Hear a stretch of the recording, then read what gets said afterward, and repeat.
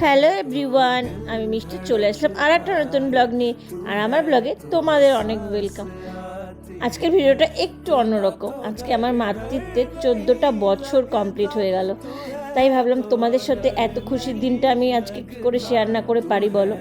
তো যেদিন এই ভিডিওটা করেছিলাম সেদিন হচ্ছে আমার মেয়ের বার্থডে ছিল। আর বার্থডের দিনকা দেখলাই তোমরা, লাঞ্চে যা যা ছিল সেটাই তোমাদের সাথে শেয়ার করেছি। এবার সন্ধ্যাবেলা আমাদের বার্থডেতে মানে আমাদের এরকম ধানদুব্বা দিতে লাগে। যাই হোক, জন্মদিনে ধানদুব্বা দিয়েই সন্ধ্যাবেলা কেকটা কাটে। তো এখন বাবুগুলির জন্য, দিদির জন্য একটা চকলেট নিয়ে এসেছিলো। আর দেখো পাখি কি সুন্দর করে বসে আছে, একটুকু অত্যাচারও নেই, কিছুই নেই। তো আমি ভয়েসটা অনেক দিন পরে দিচ্ছি, বার্থডেটা অনেক দিন আগেই হয়ে গেছিলো। কারণ হচ্ছে তোমরা অনেকেই জানো যারা আমার ব্লগ দেখো যে আমার ছোট্ট একটা অপারেশন হয়েছিল আক্কেল দাঁতের।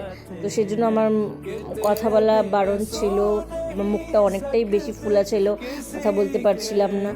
তো তার জন্য অনেক দিন পর এই ভিডিওটা এডিট করলাম, তাই ভাবলাম তোমাদের সাথেও একটু শেয়ার করি। ভিডিওটা কেমন লাগলো অবশ্যই কমেন্টসে জানাবে, আর ভিডিওটা ভালো লাগলে একটা লাইক কমেন্ট অবশ্যই করে যাবে।